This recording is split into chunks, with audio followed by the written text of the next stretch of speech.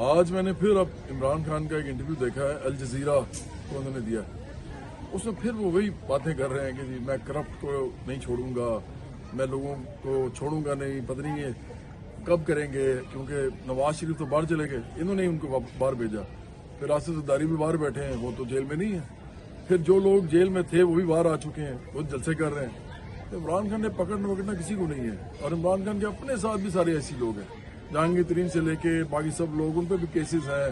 یہ کس چیز کو بچائیں گے؟ یہ حکمران طبقے کا حصہ ہے۔ اگر پکڑنا ہے نا عمران خان آپ نے تو ان بچوں کو پکڑیں، یہ وہ بچے ہیں جن کو تعلیم چاہیے، علاج چاہیے جب یہ بیمار ہوتے ہیں، ان کو اس وقت اچھا کھانا چاہیے، ان کو اچھے کپڑے چاہیے، ان کو گھر چاہیے، بلز دینے ان کے ماں باپ نے، یہ ان کی زندگی کو اوپر اٹھائیں۔ آپ کے بچے تو باہر بیٹھے ہوئے ہیں، کھرب پتی بچے ہیں، آپ یہاں پہ بیٹھے ہوئے ہیں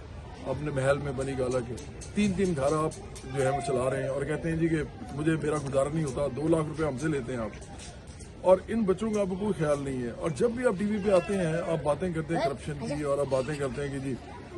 میں نے ان کو چھوڑنا نہیں ہے، اور بھائی آپ نے ان سب کو چھوڑ دیا ہے، آپ نے ان کو بھی چھوڑ دیا ہے جن کو پکڑنا تھا، وہ جیلوں سے باہر ہیں،